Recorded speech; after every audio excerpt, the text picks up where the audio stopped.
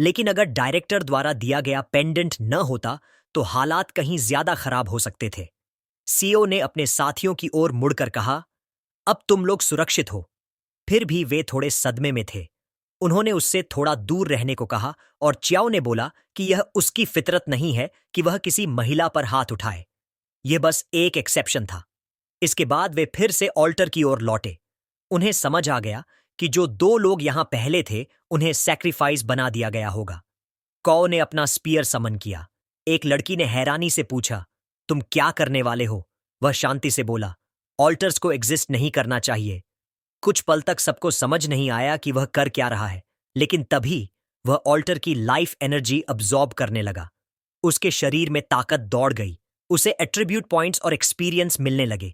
जैसे ही ऑल्टर पूरी तरह नष्ट हुआ, वह लेवल अप कर गया और उसे और ज्यादा एट्रीब्यूट पॉइंट्स मिले। यह एक बहुत बड़ा रिवॉर्ड था। अब उसे समझ आ गया कि वह औरत दूसरों को इतनी बेताबी से सैक्रिफाइस क्यों करना चाहती थी। फिर भी वह पूरी तरह नहीं समझ पाया कि उस ऑल्टर से कैसी अजीब एनर्जी उसके स्पीयर में ट्रांसफर हुई थी। ऑल्टर टूटने के बाद लड़कियां उसके पास आईं। उन्होंने उसका धन्यवाद किया। अगर तुम नहीं आते तो हम भी सैक्रिफाइस बन सकते थे। इसके बाद उन्होंने तय किया कि वे अब इस डंजन मिशन को छोड़ देंगी। कावो ने बस मुस्कुराकर कहा, कोई बात नहीं, मैं वैसे भी तुम्हें बचा ही लेता। लेकिन उसके मन में एक ही बात चल रही थी। अब उसे अगला कदम उठाना है। अब उसे प्यूरिफिकेशन लेक जाना होगा। वही झील थी। ऑल्टर के नष्ट होते ही वहां फंसी हुई आत्माएं भी आजाद हो चुकी थीं। युवक ने अपनी शर्ट उतारनी शुरू की। फ्रोजन थोड़ा शर्माने लगी और काले बालों वाली लड़की ने नाराज होकर पूछा, तुम ये कैसी हरकत करने वाले हो? उसने तुरंत समझाया, मुझ पर कर्स है। मैं यहां इसे हटाने आया हूं। अगर यकीन न हो तो मेरे शरीर पर बना मार्क देख लो। अब उसे बात समझ आ गई। असल में वह सोच रही थी कि शायद वह किसी गलत इरादे से ऐसा कर रहा है। कम कपड़ों में वह सीधे झील में कूद गया। फ्रोजन ने भी उसके साथ जाने का फैसला किया और अपनी साथी को भी बुलाया। उसका कहना था, इस जगह की हालत देखते हुए हो सकता है हम पर भी कोई कर्स हो। झील में उतरते ही वाकई उसका कर्स धीरे धीरे कम होने लगा। हालांकि उसकी गर्दन में फंसा हुआ सीड अब भी मौजूद था, इसलिए उसने तय किया कि इसे बाद में संभालेगा। झील के अंदर उसके साथी भी नहा रहे थे। यह डंजन सच में बहुत अजीब था। च्याओ के बिना शायद उनमें से कोई भी जिंदा न बचता। इलाके में हल्की धुंध थी। इसी वजह से उन्हें पता ही नहीं चला कि वे सीओ के काफी पास आ चुके हैं। इससे थोड़ी ऑकवर्ड स्थिति बन गई, लेकिन युवक ने हंसते हुए कहा, इसमें मेरी गलती नहीं है। नहाने के बाद सबने फिर से कपड़े पहन ली। जो कुछ भी हुआ था उसके बावजूद सबका व्यवहार काफी अच्छा रहा, इसलिए उन्होंने आपस में कॉन्टैक्ट्स एक्सचेंज करने का फैसला किया। लड़कियां वहां से चली गईं। इसके बाद सिस्टम नोटिफिकेशन आया, मिशन अभी इनकम्प्लीट है। सिस्टम ने पूछा कि क्या वह अपनी प्रोग्रेस छोड़ना चाहता है। सीएओ ने भी डंजन छोड़ने का फैसला किया। वह जगह उसे बहुत अजीब लगी, लेकिन उसने सोचा कि भविष्य में वह फिर यहां आएगा। काम पूरा होते ही वह सीधे डायरेक्टर के ऑफिस पहुंचा। डायरेक्टर उसे जिंदा देखकर काफी खुश हुआ, क्योंकि रैंक्ड डंजन नॉविस लेवल के लिए बेहद मुश्किल होता है। सबसे जरूरी बात यह थी कि वह सुरक्षित लौट आया था। अब डायरेक्टर ने पूछा, जो आइटम्स मैंने तुम्हें उधार दिए थे वो कहां हैं? लड़के ने जवाब दिया, मैं जिंदा लौट पाया तो सिर्फ उस पेंडेंट की वजह से। डायरेक्टर ने पेंडेंट वापस लेने की कोशिश की, लेकिन ताओ उसे छोड़ना नहीं चाहता था। गुस्से में डायरेक्टर ने उसे थप्पड़ मारा ताकि वह पेंडेंट गिरा दे, लेकिन जाते जाते उसने ताओ को एक चैलेंज भी दे दिया। डायरेक्टर ने साफ कहा, अगर ताओ मुझे लड़ाई में हरा देता है तो पेंडेंट उसी का होगा। ताओ को जानना था कि इस पेंडेंट में आखिर खास क्या है। डायरेक्टर ने बताया कि इसमें रैंक और उससे ऊपर के आइटम पर लगाया गया एक एन्चांटमेंट है। ऐसे एन्चांटमेंट मुमकिन तो होते हैं, लेकिन फिर भी ताओ को लगा कि उसके स्पीयर पर लगा एन्चांटमेंट कुछ अलग ही है। उसने कर्स के बारे में पूछा। च्याओ ने बताया कि वह कर्स हटाने में कामयाब हो गया है। यह सुनकर डायरेक्टर खुश हुआ और ताओ से कहा, अब जाओ और मुझे परेशान करना बंद करो। बाहर निकलते ही च्याओ की टक्कर किसी से हो गई। वह आदमी उसे नाम लेकर बुलाने लगा। वह था लोंगशांग, जो को सिटी के एग्जाम में भी शामिल था, क्योंकि वह भी उसी शहर से था।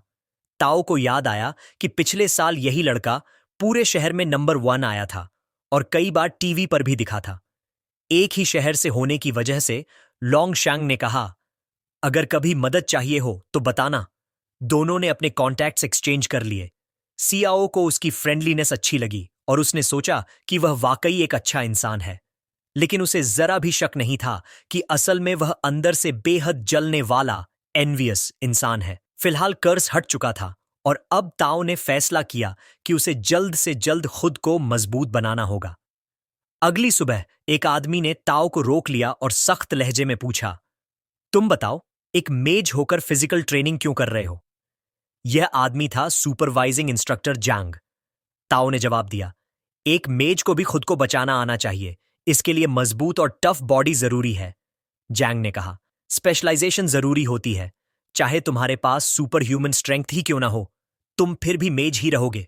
लेकिन ताओ ने ट्रेनिंग छोड़ने से इनकार कर दिया, क्योंकि कोई नहीं जानता था कि वह असल में एक नेक्रोमैंसर है जो समन भी नहीं कर सकता। आखिरकार जांग ने झुंझलाते हुए ताओ के फैसले को मान लिया और उसे उसकी आइडेंटिफिकेशन थमा दी। युवक यह जानना चाहता था कि यह कार्ड आखिर किस काम का है। एकेडमी में हर चीज क्रेडिट से चलती है, खाना, इक्विपमेंट, ट्रेनिंग, सब कुछ। एक अमीर स्टूडेंट ने सोचा कि वह पैसे देकर क्रेडिट्स खरीद लेगा, लेकिन इंस्ट्रक्टर ने साफ कहा, क्रेडिट्स खरीदे नहीं जाते, उन्हें स्कूल और इंस्ट्रक्टर्स के लिए टास्क्स पूरे करके कमाया जाता है। यह सुनकर उसे समझ आ गया कि यहां उसकी दौलत बेकार है। पहली बार उसे महसूस हुआ कि गरीब होना कैसा लगता है, और उसे यह बिल्कुल पसंद नहीं आया। इसी दौरान एक दूसरा इंस्ट्रक्टर फिजिकल ट्रेनिंग के लिए ग्रुप इकट्ठा कर रहा था। साओ उसके पास जाकर खड़ा हो गया।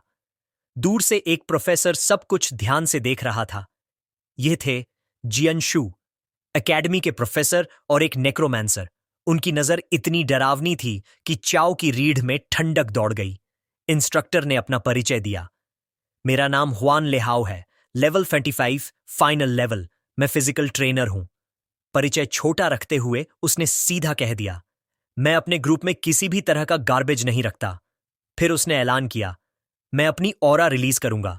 अगर तुम लोग 5 मिनट तक इसे सह पाए तो मेरे ग्रुप में रह सकते हो। एक स्टूडेंट ने पूछा, अगर कोई नहीं सह पाया तो क्या होगा? इंस्ट्रक्टर ने ठंडे स्वर में कहा, मैं खुद प्रिंसिपल के पास जाकर उस स्टूडेंट का ट्रांसफर करवा दूंगा। इसके बाद उसने अपनी ऑरा छोड़ दी।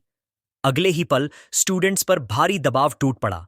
हवा भारी लगने लगी, सांस लेना मुश्किल हो गया। कुछ स्टूडेंट्स को पहले ही शक होने लगा कि वे 5 मिनट झेल भी पाएंगे या नहीं। तभी एक स्टूडेंट ने अपने दोस्तों को हौसला दिया, अगर हम साथ मिलकर खड़े रहे तो हमारे पास चांस है। इंस्ट्रक्टर ने उस लड़के के इमोशनल कंट्रोल को नोटिस किया और सोचा कि वह आगे भी ऐसा ही बना रहे। उस स्टूडेंट का नाम था ली लैंग। लैंग ने पास खड़े स्टूडेंट्स को बुलाया और स्ट्रैटेजी बनाने लगा।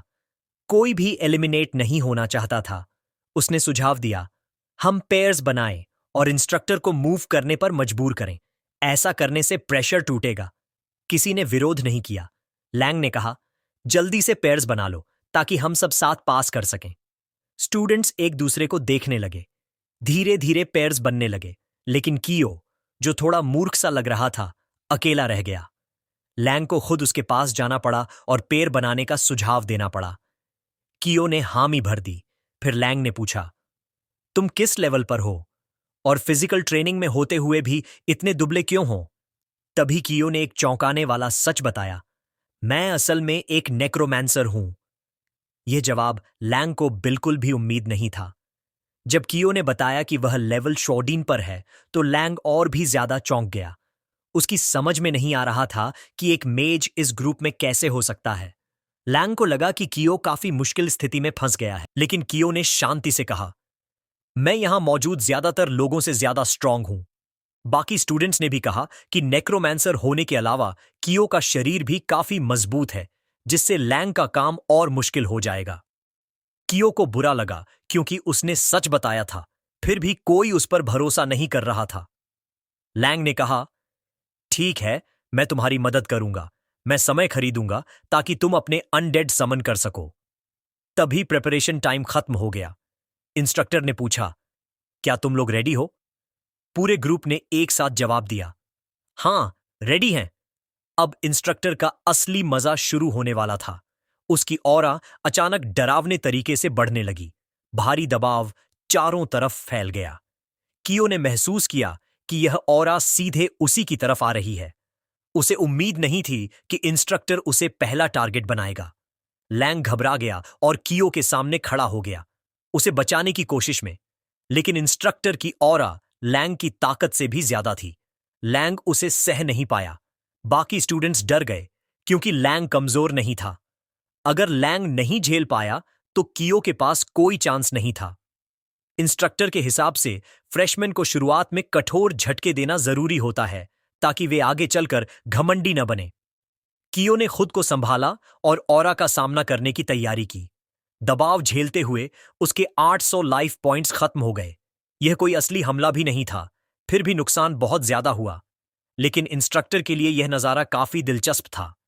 एक नेक्रोमैंसर होते हुए भी यह लड़का उसके वार की हवा तक झेल गया था। फिर भी वह उस स्टूडेंट को, जिसे वह सबसे कमजोर समझ रहा था, खड़ा नहीं रहने दे सकता था। इस बार उसने और ज्यादा ताकत के साथ अपनी ऑरा कियो पर छोड़ी। कियो समझ गया कि वह अब भी प्रोफेसर का मेन टारगेट है। उसने अपनी ऑरा से एक बैरियर बनाई ताकि वह पीछे न धकेला जाए या बेहोश न हो जाए। क्लासमेट्स हैरान थे। उन्हें समझ नहीं आ रहा था कि लैंग एक ही वार नहीं झेल पाया, लेकिन यह नेक्रोमैंसर 2 हमलों को कैसे सह पा रहा है। एक मेज का ऐसा हमला झेल लेना वाकई यकीन से बाहर था। कियो लगातार पूरी ताकत लगाकर प्रोफेसर की ऑरा को रोकता रहा और आखिरकार दबाव कम हुआ और पूरी तरह खत्म हो गया। लेकिन कियो समझ गया कि वह कुछ ज्यादा ही आगे बढ़ गया है और शायद प्रोफेसर उसे सबके सामने एग्जाम्पल बना रहे हैं। इसलिए उसने जानबूझकर प्रोफेसर को उकसाने का फैसला किया। वह बोला, सर, क्या आप आज तक भूखे थे क्या? लैंग घबरा गया। अगर प्रोफेसर गुस्सा हो गया तो कियो सच में गंभीर रूप से घायल हो सकता था।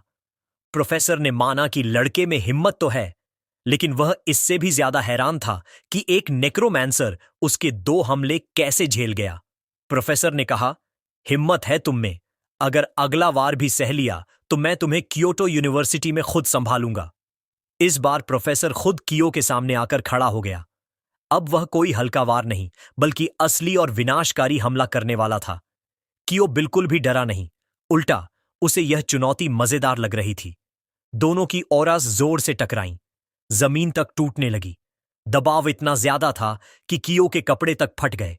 पूरी कोशिश के बावजूद कियो प्रोफेसर की ऑरा से दूर जा गिरा। जोरदार टक्कर से उसके मुंह से खून निकल आया। बाकी स्टूडेंट्स के लिए यह टेस्ट बेहद डरावना हो चुका था। प्रोफेसर ने लैंग से कहा, 2 और स्टूडेंट्स चुनो और इसे इन्फर्मरी ले जाओ। लगता है मैं ज्यादा आगे बढ़ गया। लेकिन कहानी यहीं खत्म नहीं हुई। सबकी आंखों के सामने गंभीर रूप से घायल होने के बावजूद कियो फिर से उठने लगा। पूरी तरह कमजोर हालत में वह किसी तरह खड़ा हुआ। उसके पास सिर्फ 200 लाइफ पॉइंट्स बचे थे। फिर भी वह बोला, मैंने आपका हमला झेल लिया। अब क्लासमेट्स को शक होने लगा। क्या यह सच में नेक्रोमैंसर है जैसा यह दावा करता है? कियो ने प्रोफेसर से पूछा, सर, आपने सुना मैंने क्या कहा? लेकिन इससे पहले कि वह फिर से उकसाता, उसकी ताकत जवाब दे गई। वह दोबारा जमीन पर गिर पड़ा और बेहोश हो गया। तभी शेन ने लिहाओ को डांटना शुरू किया, आपको किसी स्टूडेंट से इस तरह लड़ना नहीं चाहिए था। कुछ समय बाद कियो को धीरे धीरे होश आने लगा। वह खाट से उठता है और देखता है कि प्रोफेसर वहीं मौजूद है। उसे होश में देखकर प्रोफेसर खुश हो जाता है। वह कहता है कि कियो को इतना ज्यादा उत्तेजित नहीं होना चाहिए था, क्योंकि उसने वादा किया था कि अगर वह उसका हमला झेल लेगा तो वह उसे यूनिवर्सिटी में संभालेगा। शेन बीच में बोलता है कि लड़के को उसकी प्रोटेक्शन की जरूरत नहीं है।